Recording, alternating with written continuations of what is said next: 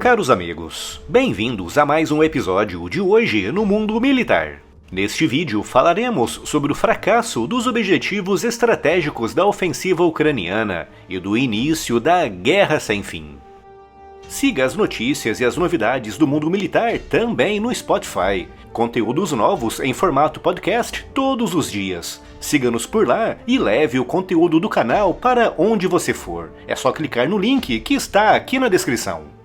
Com a ofensiva ucraniana prestes a completar 5 meses, há algo já bastante evidente: o fracasso dos objetivos estratégicos traçados pela Ucrânia para o curto e médio prazo. A ofensiva, que começou oficialmente no dia 4 de junho, tinha 2 objetivos estratégicos importantes em Zaporizhzhia. O primeiro era a libertação da cidade de Tokmak, o principal centro logístico e de comando das forças russas de invasão, com o segundo sendo a libertação de Melitopol, a segunda maior cidade do Oblast de Zaporizhzhia, e onde os russos instalaram a sede do governo provisório de ocupação da região. Outros objetivos importantes na Ucrânia envolviam a libertação da cidade de Bakhmut, devastada e conquistada pelos mercenários do grupo Wagner em maio deste ano.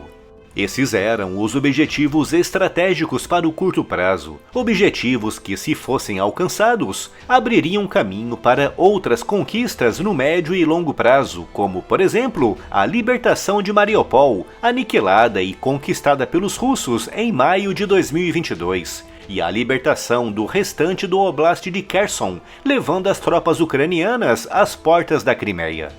Mas, como podemos ver pela análise dos mapas, os avanços ucranianos foram muito limitados e, de fato, conseguiram apenas passar pela primeira linha defensiva montada pelos russos na área de Robotyne e Verbov, na direção de Tokmak.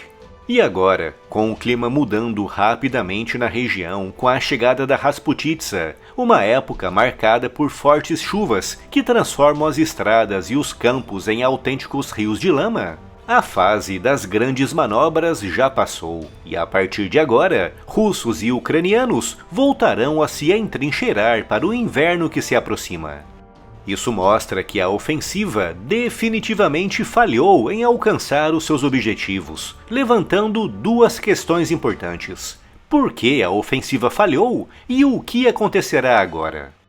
O motivo principal do falhanço da ofensiva ucraniana foi o enorme tempo que foi dado para a Rússia preparar as suas defesas. Na primeira contraofensiva ucraniana, lançada no dia 6 de setembro de 2022, em apenas 8 semanas, os ucranianos conseguiram libertar mais de 15.000 km² de áreas ocupadas em Kharkiv e Kherson. Vitórias importantes que foram alcançadas porque os russos não tinham tido ainda tempo de fortificar as suas defesas. No entanto, a segunda ofensiva ucraniana, que, como referi, foi lançada em 4 de junho de 2023, deu aos russos mais de 1 ano para fortificar as suas posições na região de Zaporizhzhia. Um tempo que os russos aproveitaram muito bem para a construção de grandes linhas defensivas em profundidade. Por isso, quando os ucranianos finalmente atacaram, encontraram camadas após camadas de trincheiras, bunkers e extensos e muito densos campos minados. Um atraso causado pela demora dos aliados ucranianos em enviarem para Kiev as armas de que precisava para a ofensiva, com destaque especial para os blindados pesados, elementos essenciais em qualquer grande ofensiva. Outro fator que contribuiu para o fracasso da ofensiva ucraniana foi a ausência quase completa de apoio aéreo. De todas as lições que a Segunda Guerra Mundial ensinou, há uma especialmente importante, e que diz que não importa o tamanho da sua força em terra, se você não tiver o controle dos céus, inevitavelmente será derrotado, ou, na melhor das hipóteses, terá o seu avanço bloqueado pelo adversário, que foi justamente o que aconteceu com a ofensiva ucraniana. 100 caças em número suficiente, reservados na Ucrânia para o lançamento de mísseis de longo alcance como Storm Shadow, e contando basicamente com helicópteros de transporte adaptados para a missão de ataque, As colunas blindadas ucranianas que avançaram pelos extensos campos minados russos, embrenhando-se pelas longas e intrincadas trincheiras, ficaram à mercê dos ataques dos aviões russos, que apesar de não se aproximarem muito da linha de frente por causa das defesas aéreas ucranianas, conseguiam, a partir de uma distância segura, causar danos que aos poucos iam desgastando as colunas ucranianas.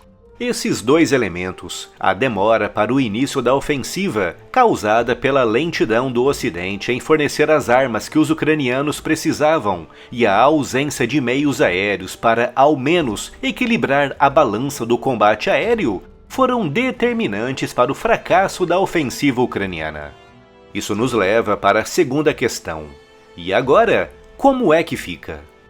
Se os últimos meses mostraram que a Ucrânia não foi capaz de quebrar as linhas defensivas russas, também mostraram que os russos não estão sendo capazes de quebrar a defesa ucraniana, com o exemplo mais claro disso podendo ser encontrado em Avdiivka.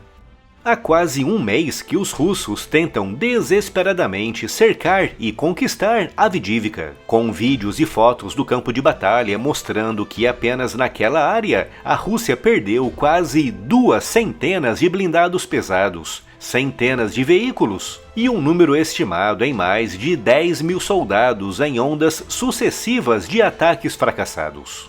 Por isso, ao mesmo tempo em que a Ucrânia não consegue avançar, a Rússia também não consegue, o que significa que, ao que tudo indica, a guerra na Ucrânia pode ter chegado a um impasse.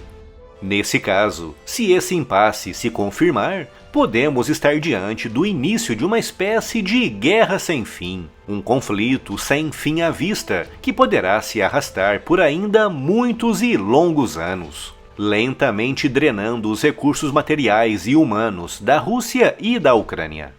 Nesse cenário, a guerra só terminará quando um dos lados desistir, o que no caso da Ucrânia seria através do fim do apoio internacional, e no caso da Rússia seria através do fim do regime de Vladimir Putin. E se ainda não está inscrito no canal, inscreva-se já e acione o sino das notificações para não perder nenhuma novidade. Confira as incríveis novidades da loja, luminárias exclusivas com a logo do canal, da FEB e bonés bordados de alta qualidade e com estampas incríveis. Canecas, camisetas e polos com temas militares para todos os gostos e tamanhos. Clica no link aqui na descrição e confira todas as novidades.